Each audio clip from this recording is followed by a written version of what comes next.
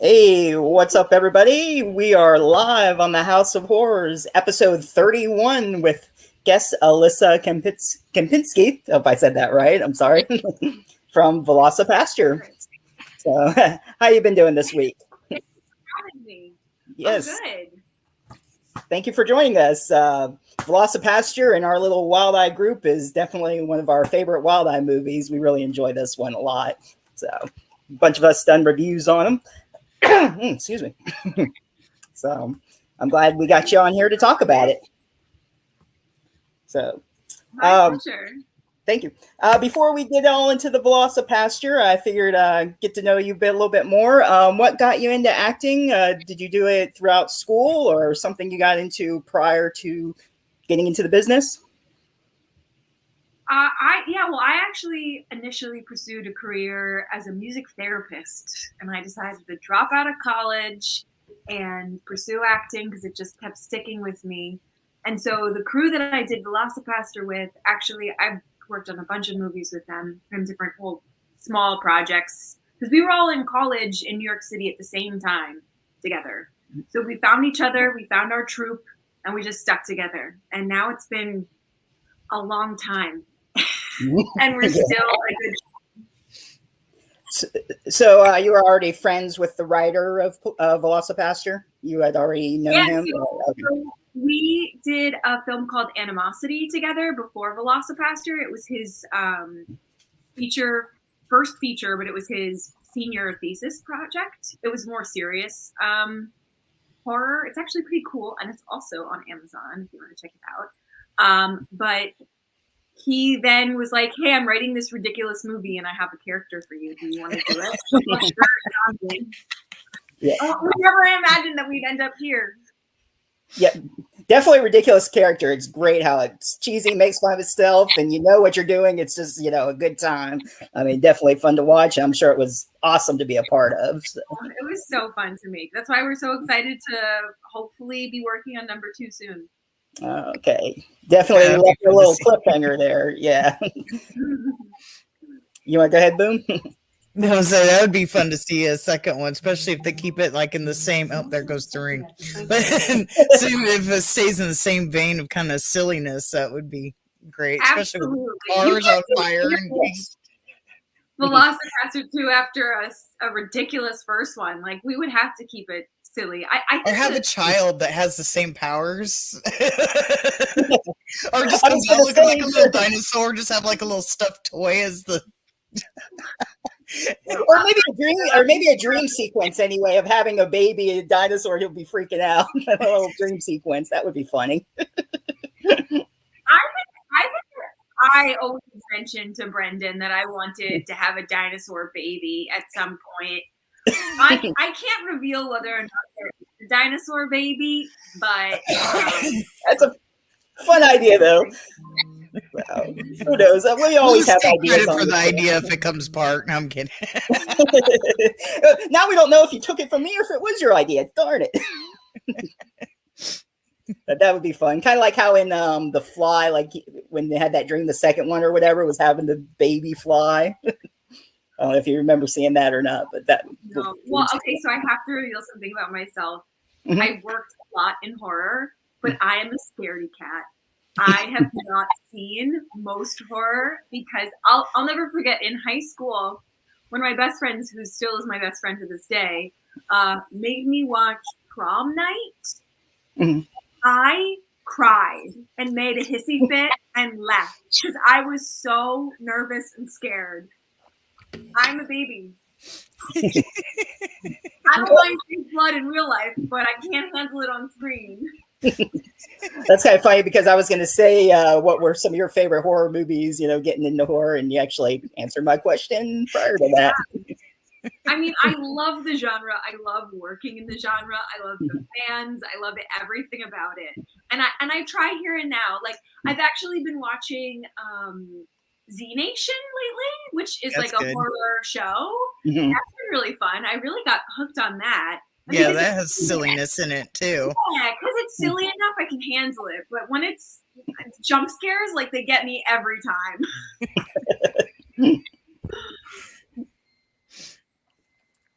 I'm going to jump back out of kind of the horror genre. I got a couple questions on The Hunt with John Walsh. Did you have to did you have to research the crime before you did that, or did this kind of tell you what to do? Or No. no? No. That was a ridiculous job. I was so happy to have had that one. But you don't even know. They don't even tell you the story of the crime when you're shooting it, because they're just shooting basically like the action of the scenes. So they're not going to use like my face per se. They're just using me like breaking a window or whatever it was. So that was really interesting. It was one of my first experiences, I think, like working with some like technical details on set, because that was years ago now. Because I worked with sugar glass for the first time. I was smashing a window. I got to smash a lot of windows, and that was scary. It also made me run down the street in my underwear on the coldest day of the year, and I will never forgive them for that. It also lists that, which I know I already figured out last night because I got watching these last night, that IMDb is way wrong on this, but it also has you listed as 2 episodes, but I only saw you in the one. Because the other one, I gotta say, I've never seen it. Oh, really? I don't even know where to look. I found it on HBO. I think it was HBO Max. Let me double check my notes so I'm not really? lying. Yeah, it's on HBO Max. And it lists you on IMDb as being in episode 3 and 4, which is totally not right. Because you're only in the one called Torture House, which I think is episode 3, because IMDb has the numbering way wrong on their thing. Yeah. So the production company is likely the ones who filled in that IMDb information, and technically they probably did use me, but not my face in both episodes. So they probably credited me because my body might have been in the second episode, but that was all non-union work, so I don't make residuals on it. The other episode is about a Hispanic family, so I was like, how did they... It says that you played the same character in both episodes, and I was just like, this is a Hispanic family. It's like, what the heck? Maybe they knew each other. The crime was connected or something, maybe. I don't know. Yeah, I was trying to figure that out last night, so I didn't know if you was aware. It's like, that is way wrong. You were not in that. No clue. Beats me. But thank you for bringing it up.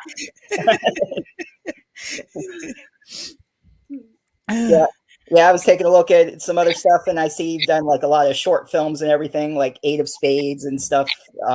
Let's see what else we had. Texas, a TV short. I haven't had a chance to track any of those down. Do you know where we could find any of them? Are they on YouTube or anything, or Amazon? On YouTube, or a lot of them are probably on Vimeo. A good way to find shorts is always if you reach out to the director directly. They'll usually send you Vimeo links and whatnot. Because if you were to go to the page, Texas was actually a really cool short because it was the whole it was kind of like a comedy of The Handmaid's Tale. But it was saying like, well, what if Texas seceded from the Union and they became its own state? And it was a comedy about that. And I was a nun who got beat and then said thank you at the end. Thank you. I don't know if I was a nun or just like someone, just a general woman. I don't know. Okay, a couple different roles from Velocipaster, a nun to a hooker. Okay, there's a big jump there. I do typically play sex workers. That's actually pretty standard. Yeah, I found at least 3 of them in the watches I had. Yeah, I've played a lot of sex workers. Yeah, I forget which one it was. I wasn't really going to bring it up because I didn't know if it was embarrassing for you, but I watched The Deuce last night. That was interesting. Oh, yeah. You got to know me intimately last night, huh? The potato soup. So, yeah, they used potato soup, and you smell when you get shot in the face with potato soup. That was a stinky day. They were filming like a porno or whatever, and recreate come.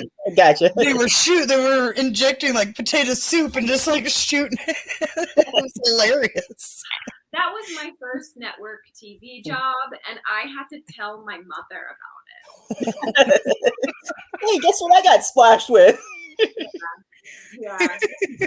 But you know At what? least you co-starred with that girl from Batman. I forget her real name. I didn't put it in my notes, but she was in the Dark Knight. Maggie Gyllenhaal? Yeah. Yeah. So, I mean, honestly, like when I told my mom about it, she was like, "Oh, but you're naked," and I'm like, "Yes." And she was like, "But you're also naked with the lead woman, and you're in the scene with her." And I'm like, "Yes." I'm very lucky in the sense that a lot of the TV shows that I've worked, or I think 2 of the TV shows that I've worked on, I had scenes directly with not only the lead actress, but one of the head producers. So Maggie Gyllenhaal was one of the lead actors in that show, but also as a producer, she had so much say. So basically the director was like, sit like this. And she's like, no one wants to look at my tits like this. We are not sitting like this. And that was really great to have on set. She was lovely.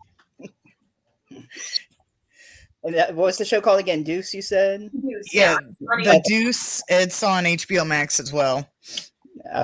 Again, I was out of town for a couple weeks and I didn't really have much TV or internet, so I was behind this week, but I'm definitely going to catch up now that I'm back home. So, yeah, I ended up watching I watched, the John Walsh ones. I watched The Deuce, and then what else did I watch last night? I watched another one, The FBI.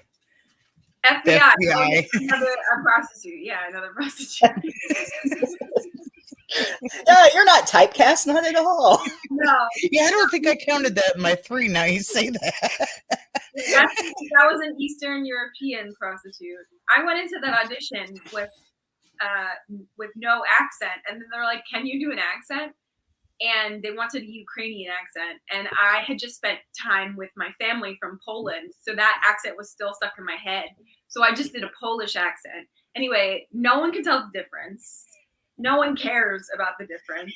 And if you asked me to do a Polish accent right now, I definitely could not, because I do not remember. Right. That was actually going to be one of my questions. How hard is it to learn your accent? But apparently you already kind of had that fresh in your mind. I did. That was a very lucky audition, because I was not prepared to do an accent. But I had to spend all this time with my family. They had come. I'm Polish. And some of my Polish family had been in the U.S. for a little while, so I was spending time with them. So I was like, "Oh, I have this in my mind." Hey, it helps you out. Yeah. Why not? On a random spot too. That just worked out great for you. Yeah, that's a lot of what my whole career has been. Is just like, throwing spaghetti at the wall and seeing what happens. But having fun doing it. And potato soup too, apparently. At least it wasn't clam chowder. I mean, yeah. Oh God, no, that was horrible. You'd be gagging. No, I was fine. Maggie was so sweet though. She was like, "Do you need to take a shower? You can use my trailer." She was like, and I was like, "No, I'm just gonna go home." It was pretty late when we got out. I don't remember. She also was like, so I was in the makeup chair when I was waiting, when I met her, and she walks up to me, and my eyes are closed because I'm getting my makeup done. And I open my eyes and I'm like, "Oh, hello," because I was really nervous about meeting her all day. She was the first celebrity that I had worked with before. And she was like, "So I have some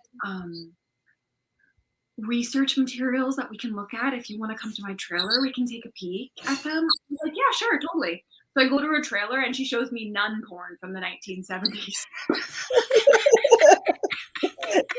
It was incredible. I was like, "This is such an incredible story." And it was never weird. It was never creepy or Me Too, because it could sound that way, definitely. But it was always in service of the acting.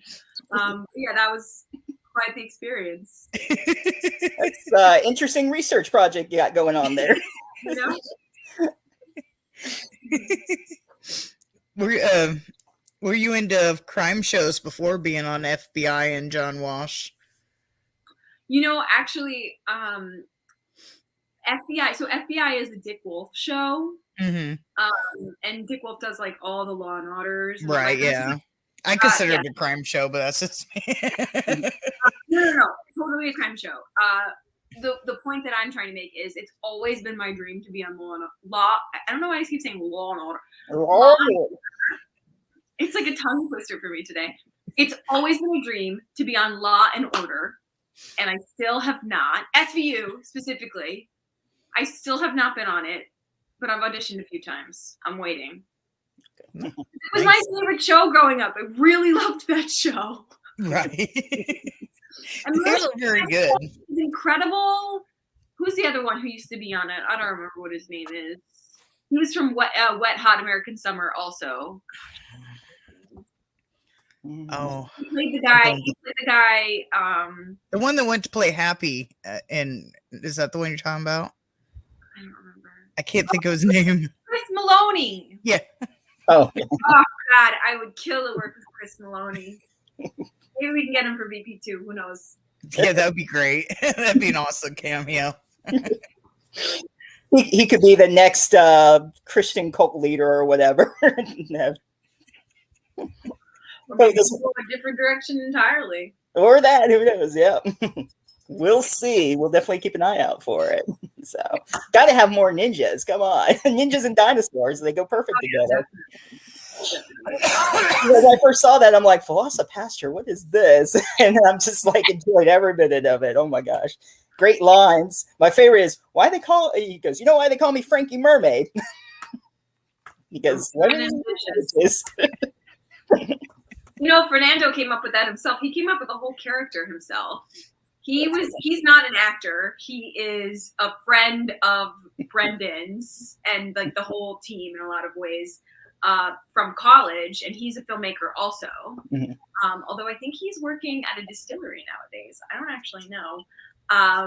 He's super cool. He's a very handsome guy, and he decided to shave the middle of his head so he would look creepy with the comb over. Yeah.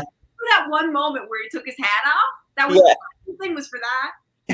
And he wrote the character essentially. And Brendan was like, "Yeah, cool, do whatever you want. Like that's fine."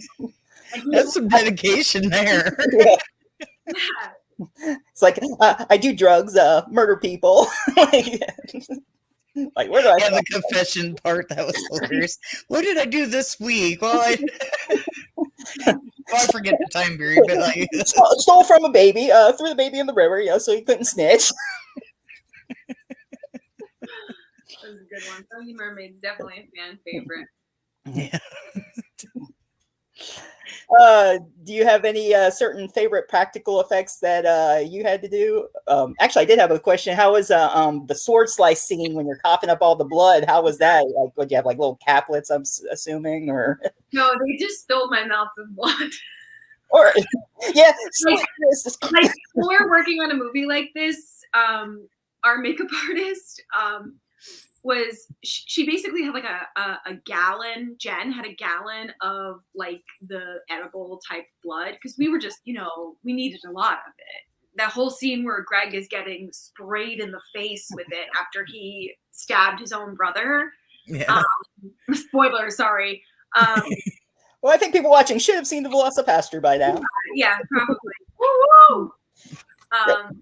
So we had a lot of blood on hand, and I vaguely remember just laying in Greg's arms and in between takes, like opening my mouth so Jen could pour more blood in my mouth. And I was trying to be serious. That's what's so hilarious about it is like I was just trying to be serious. Like one of my minor terrible acting moments. And I was just spitting blood in Greg's face. There's nothing serious about like giant hunks of blood being spat in your face. I bet there were many fun outtakes of that, trying not to laugh. Oh, so sorry. I don't know if I've ever seen outtakes on the film. I would have to ask. I'm not sure if I have. There's actually, and I haven't had a chance to watch it, but there is a gag reel on the Blu-ray set on the back here. So Yep. Well, someone's got to send me a Blu-ray. My freaking team has never sent me a Blu-ray. I don't think I have a Blu-ray player though. I'll contact Rob for you. Maybe he'll send you one. Yeah. Give Rob a call. Yeah. So Rob, come on, send Alyssa some Velocipaster Blu-ray. It's like, so you don't even own a Blu-ray copy? That's not right. No, I have a lot of posters. Although we had a poster pre-Wild Eye, so we produced Velocipaster on our own. Right. We had our own production company that did that, and then Wild Eye picked us up as a distribution company. So technically, we're not a production of Wild Eye; we're our own production that was distributed by Wild Eye. So we weren't like an in-house situation, and we had a poster that was like very like almost, I don't know, noirish. It was really, really cool. But we got an upgrade when we got associated to Wild Eye, because that was when we got the poster that you see on the front of the Blu-ray, which is really good stuff. But the other poster was also really cool. It just didn't necessarily make it feel as, ridiculous as it is. It was more serious poster for a silly movie. Right.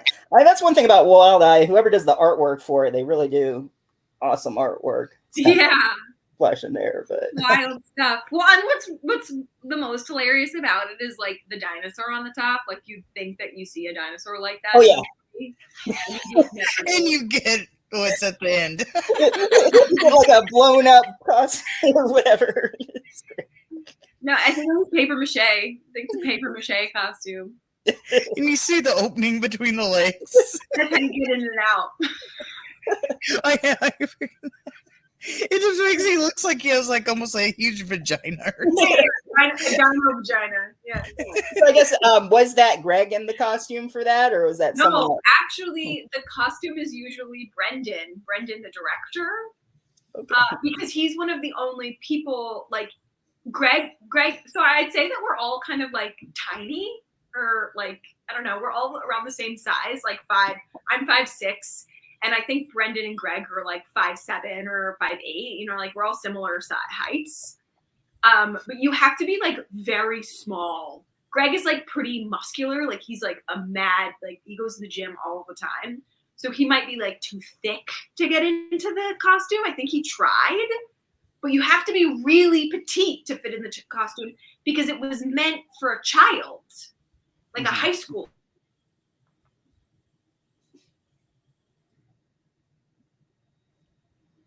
Did it freeze? Oh, she froze. She did, yep.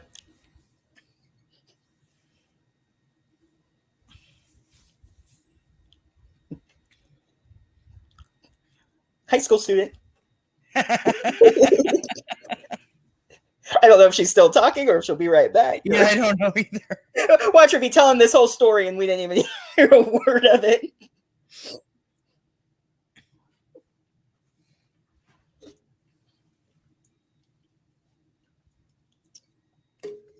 Let's see. I don't know if she knows she froze or not. I'm going to send her a message. If she gets it, I don't know.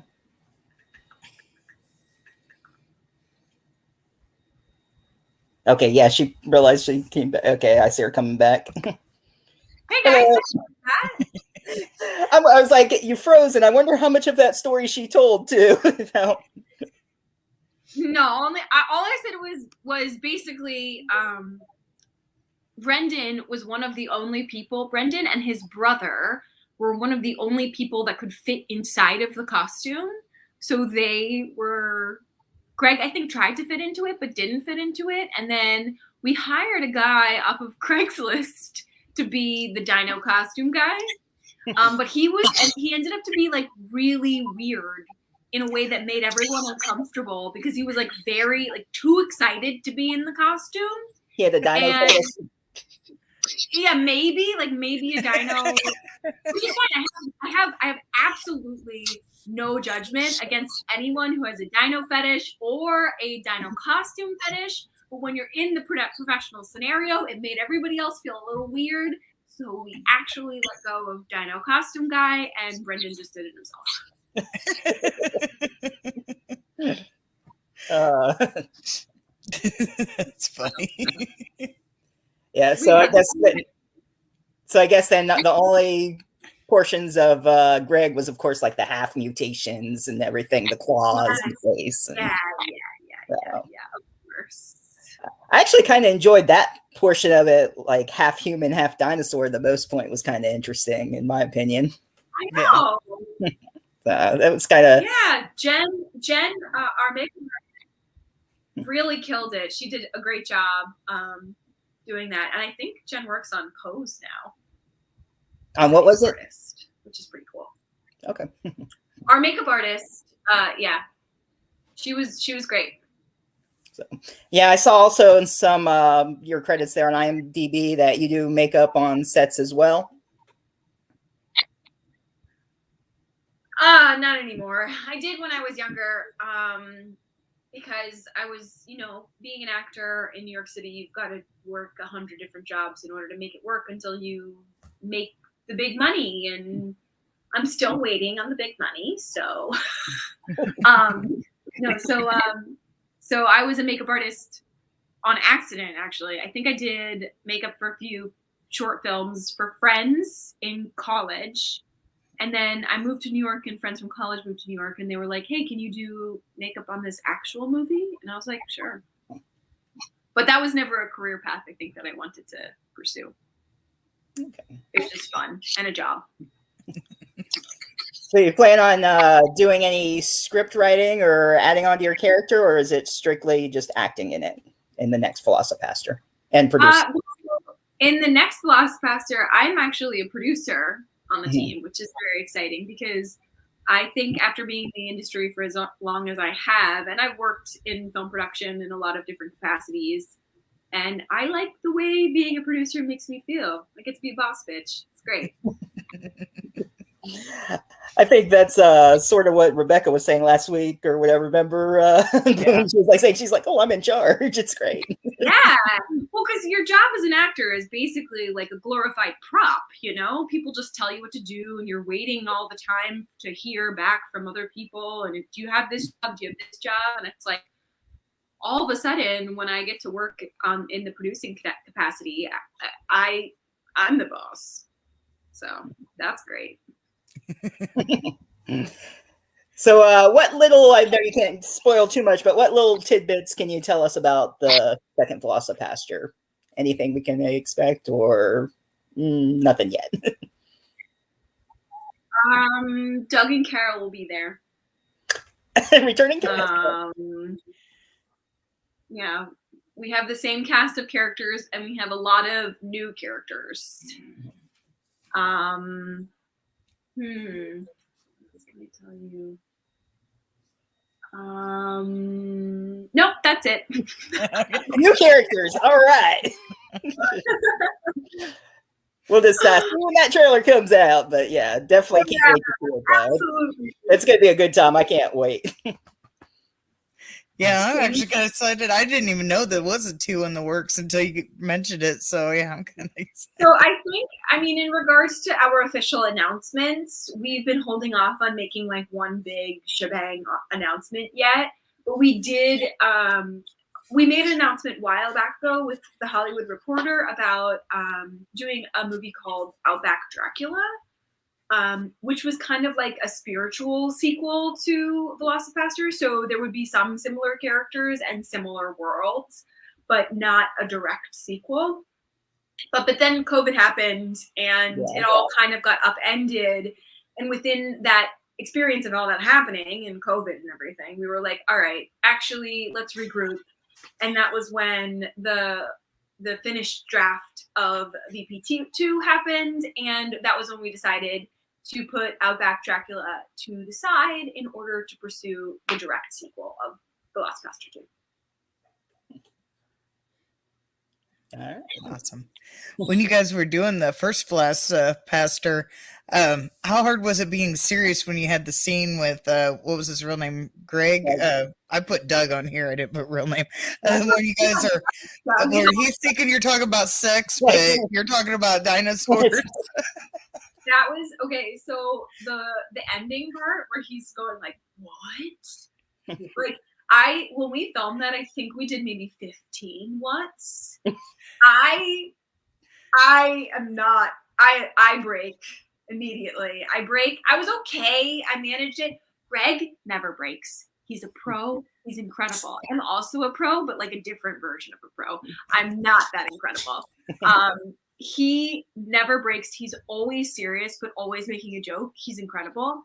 And then Brendan, our writer, director, and also editor, he giggles behind the camera. Often way before the take should be over. And we just hear Brendan, and he's got this little giggles like, like, what the hell? You're supposed to be the one who doesn't break. But yeah, he giggles. That's usually when we know the take is over. That'd be hard trying to like doing your best to get through a scene that's so funny, and then you just hear a little giggle. And then you even hear it from the director. That was like from the director. Oh man. Again, I mean, it's great humor throughout the whole thing. Like you're talking about dinosaur, he's thinking that he's had sex for the first time. He's like, you the first time too?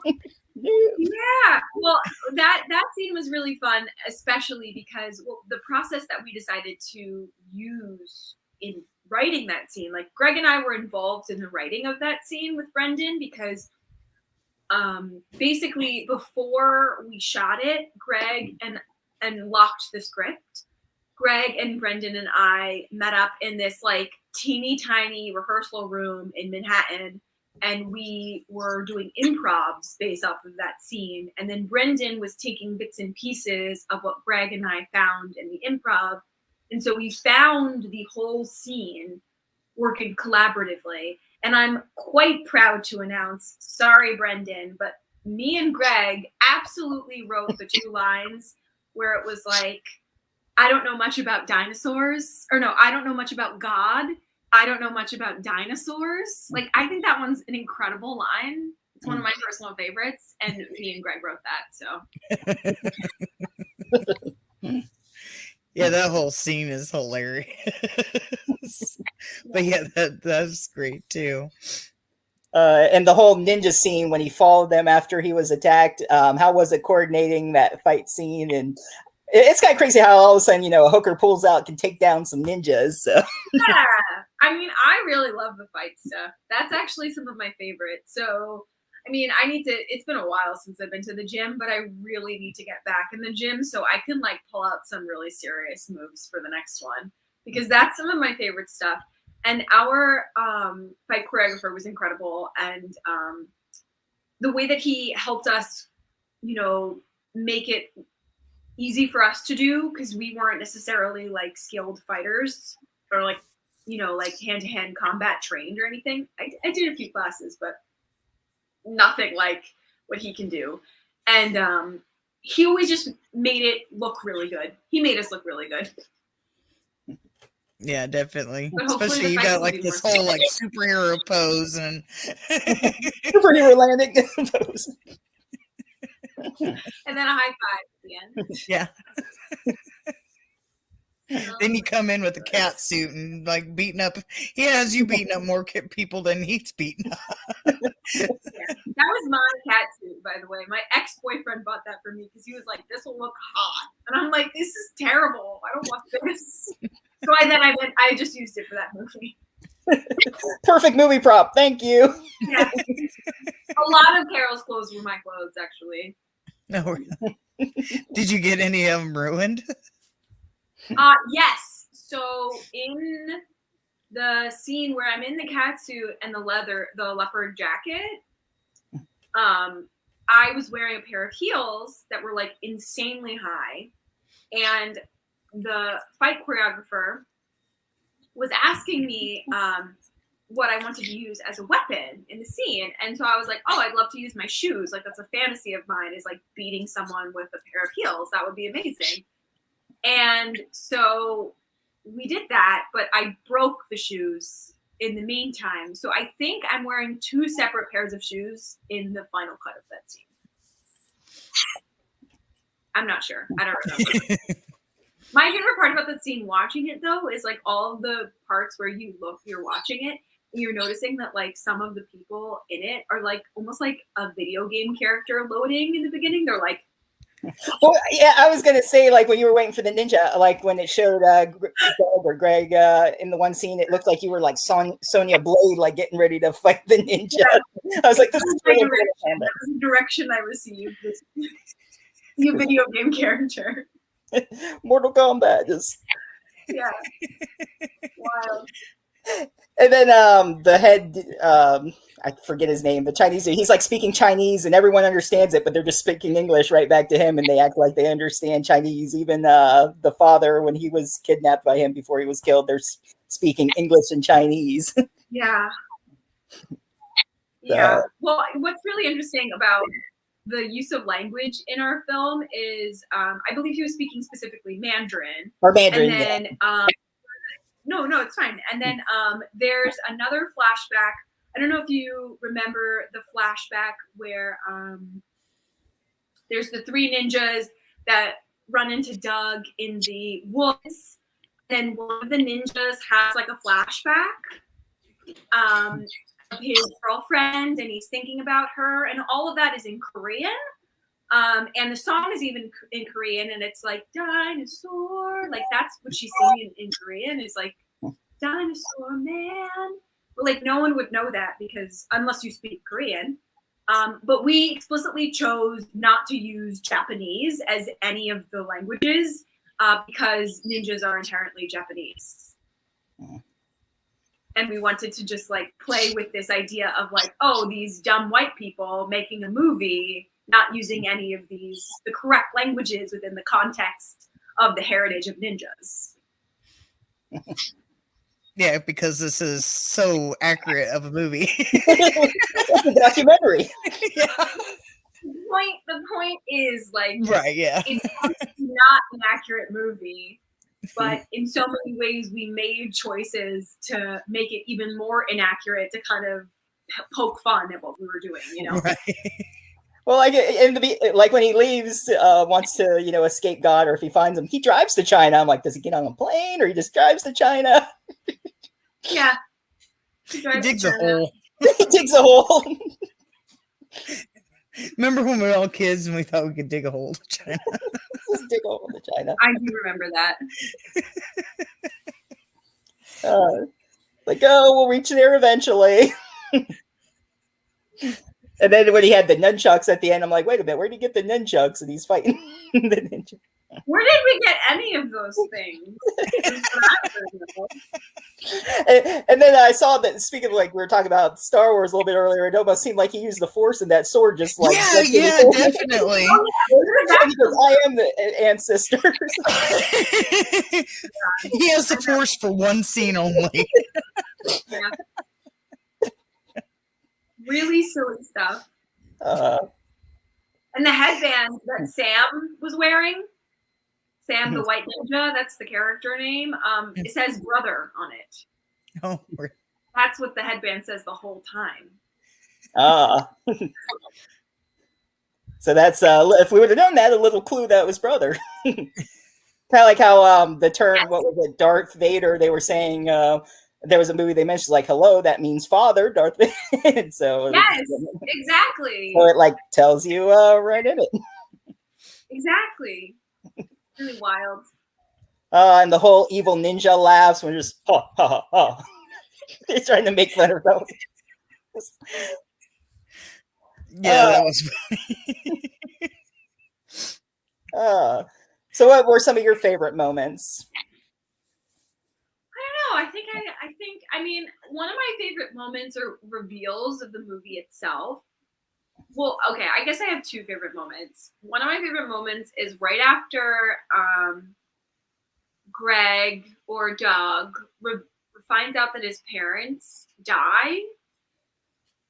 The camera work cracks me up every time because it's just like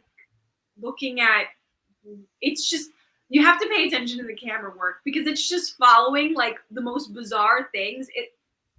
It's terrible and in the best way. So I love that moment. And then my other favorite moment was when they reveal that Sam was the brother, and then you go to the flashbacks and you see the family laughing together, and then he's in the background, and you see them in the car, and he's in the background. Like, that's 100%. Just like pops up. He's the only son. Priest college. Yeah, he goes, I'll pick you up from priest college.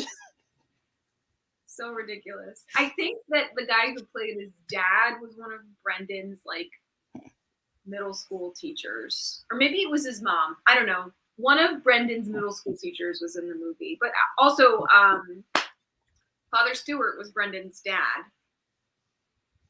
Oh, nice. Which was. I like how they make you think like he died and then he comes back, he's just got an eye patch on. Other than that, he's okay. But then he does die. I don't remember. God, how do I not remember? I know there's a scene where at first they think that he gets killed, and then he's like in the tent with the like head ninja guy, the one that speaks Mandarin, and then I don't remember if he dies later on, but yeah, he just wakes up in the tent and he's got an eye patch over his glasses. Yes. Yes, I remember that now. Oh man. So, I guess how was it? I know you weren't in that scene, but having Voltaire come in as like the guest of like the exorcism, how was it? How did he get involved with it? Voltaire teaches classes at SVA, the School of Visual Arts. So he was actually a teacher and involved in the community of the people that I was working with. So Brendan, Jesse, Fernando, like a lot of the boys that I worked with on this production, and everyone who's behind the scenes and whatnot, a lot of them all went to the School of Visual Arts. I went to an acting school that isn't like a degree program. It's like a conservatory program, but I ended up like becoming friends with all of them. And yeah, so Voltaire was one of their teachers. Okay. And they just asked, and he was like, "Yeah, cool, sounds good." Nice. So, I don't know if I've ever met him, no, I met him at like some screenings that we've had since then, but I didn't meet him on set. Okay. Yeah, that whole Exorcist was interesting, and then that whole flashback with the army and his wife, or how he joined becoming a priest himself. Yeah, that's Brett. Those were Brendan's parents. Okay. And yeah, the Vietnam flashback is definitely a favorite for everyone. The wig kills me every time that he's wearing this like stupid blonde wig. Oh my god! Like, didn't even try to make him look younger. They just put a blonde wig on. And I didn't know during that time wives just showed up on base all of a sudden. Like, surprise. Hiding in the woods. And Brendan's mom's so cool. She spent the whole day getting buckets of blood thrown at her. Because that's what we were doing. Like, we were just throwing buckets of blood on everyone. Everyone was game. So good. A bloody good time. Yeah, this movie seemed like it would have been a lot of fun to work on. It really was. I mean, that's part of the reason why I think we're so excited to possibly keep working together in so many ways, because the reason the movies was so good is because it was such a team effort. Like, there's so many characters that were played by crew members because we just forgot to cast them, or like we're like, oh, well, it doesn't matter. We'll just find someone local, because we were a non-union production. We had very little money. We felt like we had a lot of money because we had never made a movie with $30,000 before, and we all were able to I remember getting paid for that movie, but it was one of those things where like we're just kind of playing up the fact that we were doing it so DIY. And so, like, for example, Goliath, that was our gaffer on the movie. He just played a ninja because he was so tall, and we're like, yeah, you could be the ninja. Costume, please. That's your job now.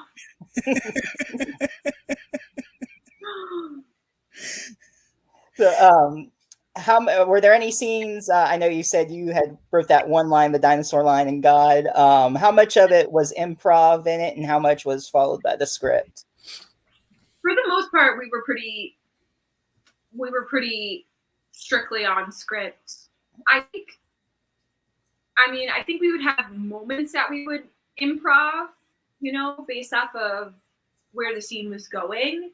But most of the improv that we did was pre-final draft of the script. So we kind of just like played to find the beats, and then when we found them, we locked them in and did them as such. Yeah. So it actually was surprisingly not a lot of improv. Maybe like more physical improv, I would say.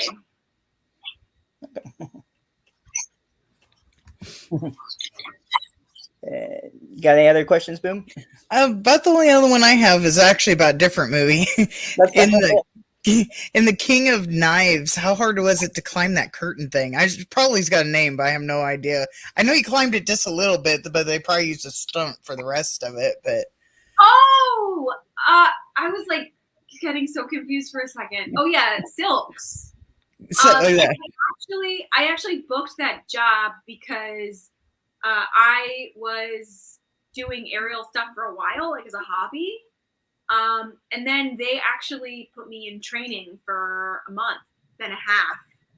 And I trained to do the stunts in that movie. So I actually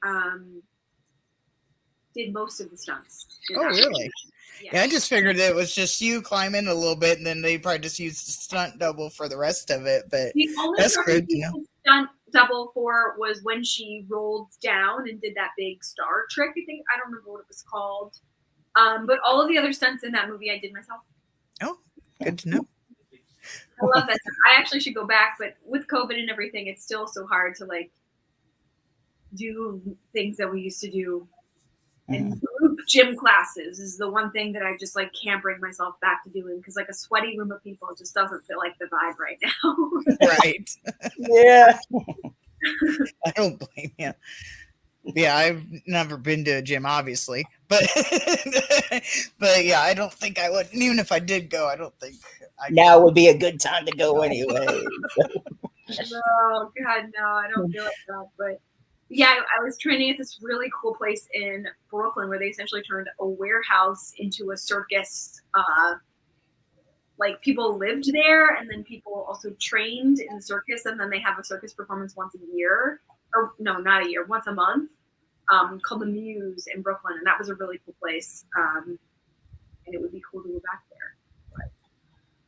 But we'll see.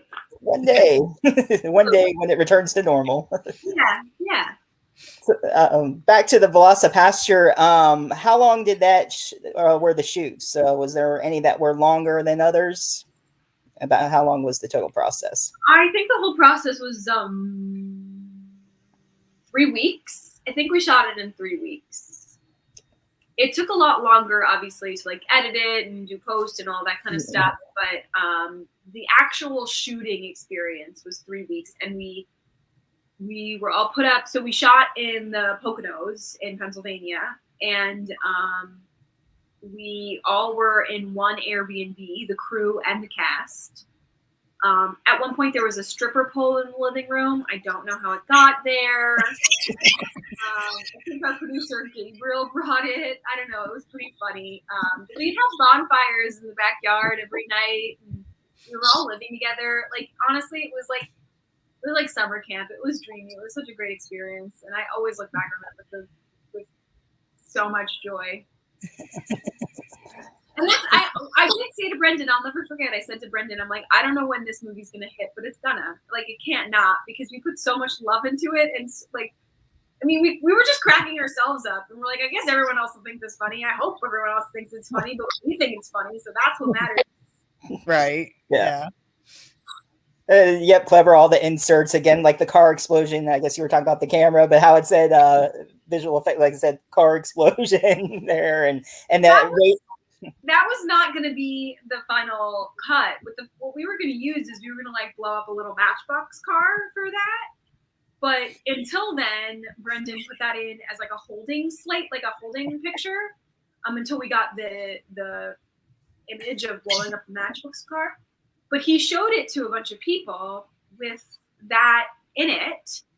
And that was the first time everyone laughed in the movie. Like, everyone thought that was funny. So we just kept it. Instead of blowing up a matchbox car. And then I'll never forget when we screened in Philly, because I went to school in Philly and my brother lives there. And so I went to that screening, and I was getting dinner with my parents and my brother, I think. And I get a call from the people who are screening the film. And they're like, hey, so I don't know if you sent us the right copy. I think this is the wrong version because of the VFX. I was like, no, that's it.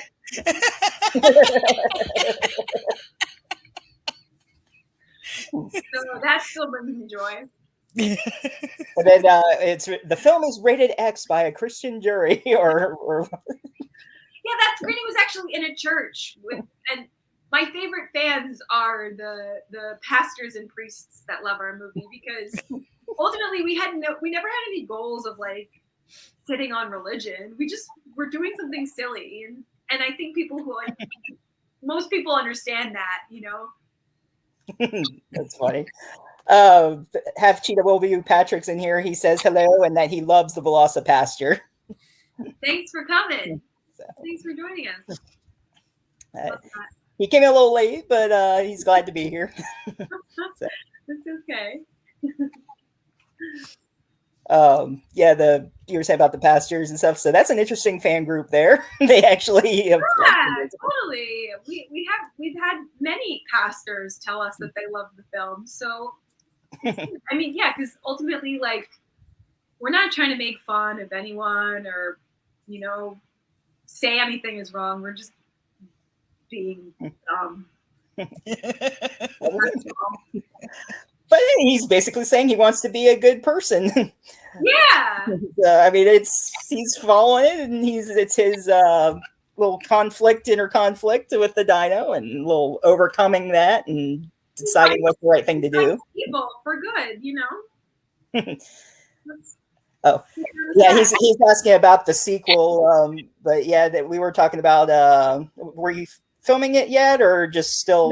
Not filming it yet. So that won't be for a while either. I'm sure there's going to be. We'll probably have a big announcement. Everything else that I've been saying, you know, in regards, and anyone else on the team has been saying in regards to the sequel, we're just keeping the dream alive, but we are not filming yet. Okay. COVID is difficult to deal with.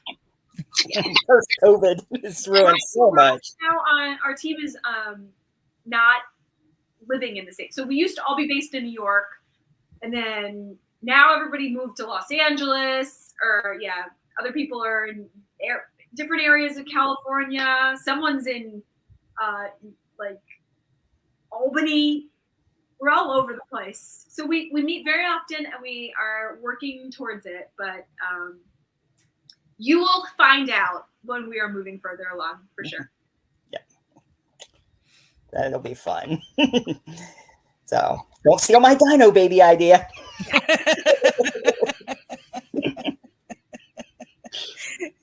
Like I said, if it is in there, and even though you guys they probably we're just gonna take credit. Yeah. Or I'm actually a little psychic. That's all. We talk about all sorts of different movie ideas all the time. We're surprised though. Yeah, we just randomly talk about movie ideas, and we're gonna see them on screen one of these days, I'm sure. Yeah, you gotta make a move. Just make it. Yeah, actually, I am writing something actually right now. So very nice. So, yep, about some killer hippos, hungry killer hippos. Oh man! So, yep. Yeah, I was complaining because I've been wanting a hippo movie for like ever.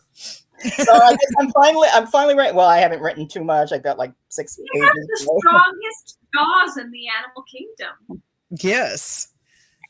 Even though they're really cute looking, they are super dangerous.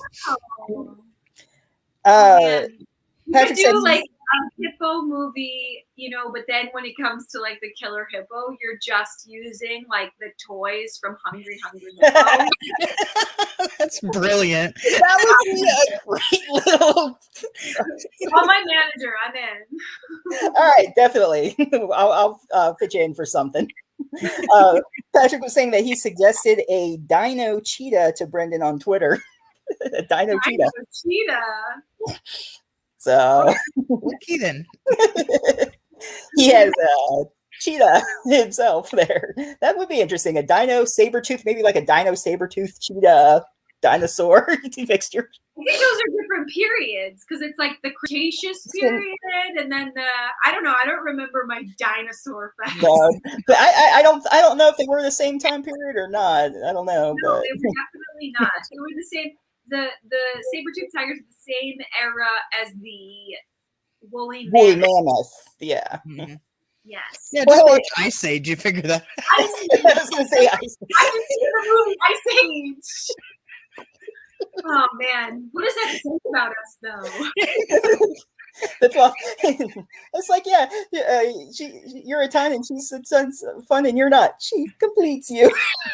So, or the little, what was it? Not the possums or weasels. What are they? Possums, I guess, or whatever. Those little sort of Weasels. Weasels, yes. I think they're What was weasels. the one guy's name? His name was like Sam or something.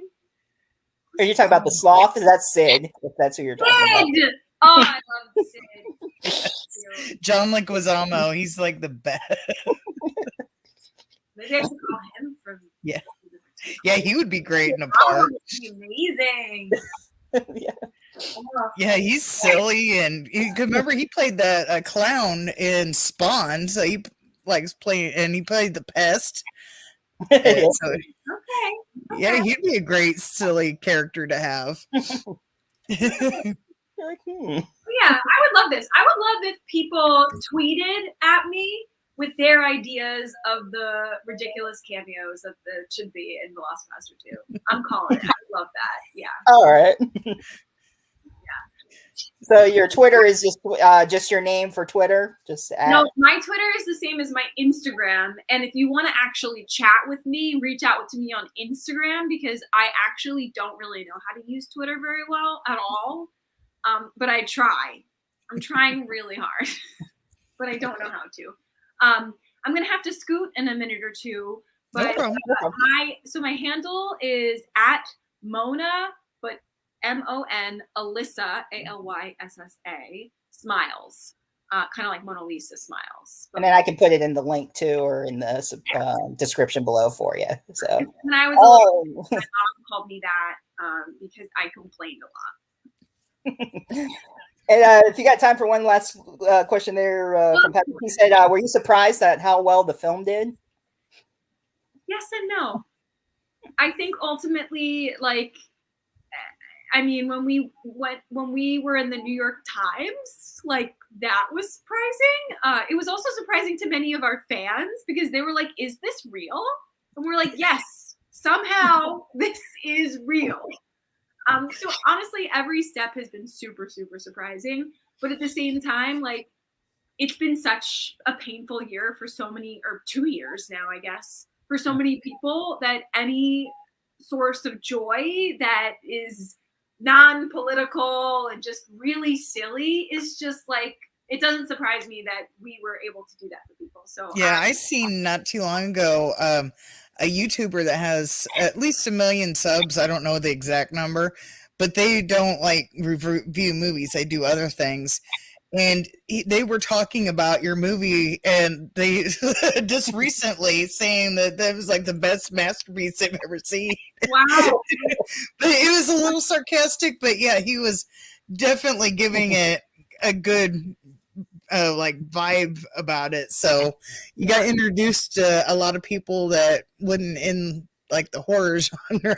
Well, it just feels like it's a train that just keeps rolling, Mm-hmm. We have so many little pockets and moments of I'm in a habit of usually getting an influx of Instagram followers, and then I'll just text Brendan and I'll be like, what's going on? Why am I getting Instagram followers? And it's usually like, oh, we just released in Argentina, or like, oh, there's a meme going on right now on this page, or our Reddit threads blowing up. Like, there's always these weird, random things all the time. And I'm just so grateful for all of our fans and everybody who loved this movie, because we would love to keep making movies for you. So hopefully we can do that. Yes. Because it brings us just as much joy, and especially more joy when everyone else loves it. Yeah. Absolutely. Maybe make it even a trilogy. So, oh, man. Would love that. Don't even get me started. Oh, all right. Well, this has been an absolute joy and pleasure. It was nice to meet you both, and stay in touch. Absolutely. Thank you for having me. All right, you're always welcome back. And when Velocity 2 comes out. Yeah, exactly. You and Greg will come on together. Have a double show. But yeah, all right, so guys. All right, have a good one. Bye. Bye. And yes, everybody can watch it on Tubi, Amazon, or order the Blu-ray. So, yeah, it's such a fun film. I love Velocipaster. I actually just had watched it a little bit ago this morning before I got on here. Just a little rewatch of that there. Yeah, I watched it, I think, a couple days ago, because I was trying to get caught up on some of the movies, other ones that she was in that I figured wouldn't get brought up. So I was trying to focus more on. Yeah, I think you were do that since I really didn't have my internet connection while I was up north, and so. Right. But I'll be checking out those FBI episodes and stuff that was available. So, and that Hunt for Walsh sounded interesting too. Yeah, I always got my. Oh. Yep, got your iPad. There we go. See all my notes. Yep. But yeah, I have on here all the episodes and stuff, and well, you can find on IMDb too. But like I said, the one on John Walsh is not right. It's called Torture House. I forget I want to say it was episode 3. It might have been 3 or 4. I don't remember. It's not whatever IMDb says, but it is called Torture House. It's season 2, and it's whatever one's called Torture House. It's either 3 or 4. But she's not in the other one because it's about a Hispanic family. Or like I said, maybe it's connected and we don't know about it. Who knows? I don't know, because each episode, a couple of episodes, they have more than one, talk about a crime, different crimes. But basically, about a different crime, and it says, according to IMDb, she plays the same character. So I thought, oh, it's a 2-parter, and then ended up not being that whatsoever. So I don't know. It was weird. Right. I watched the episode before and after just to make sure, unless it's somewhere else in there. But yeah, the one it has listed is about a Hispanic family. So I don't know. I don't know how they would have squeezed her in there. So. All right. Well, I guess I'm going to charge up my computer for tonight and have some spaghetti. And we'll be back tonight, everybody, with Rob Mello and Rebecca Reinhardt. All righty. All right. See you later. Bye.